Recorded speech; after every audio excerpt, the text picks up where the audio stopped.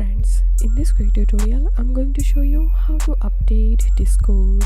But before getting started this video, make sure to subscribe. How to unmute it. To update Discord on your Windows or Mac computer, all you have to do is close the app and then reopen it. First, exit out of the Discord app on your Windows or Mac computer and make sure the app is fully closed.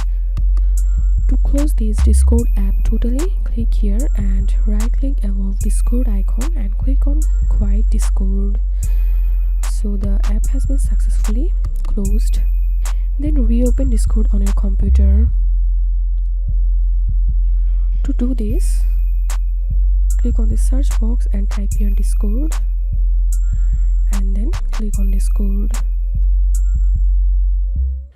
When Discord opens, it will automatically check for new updates. If an update is available, it will download and install it for you. And that's it, you are now running the latest version of Discord on your computer. If you have any questions, feel free to post in description. If you think to see more WordPress videos, please check the links in descriptions. If this video helped you, give a thumbs up and please consider subscribe. How to unmute it. Thank you for watching.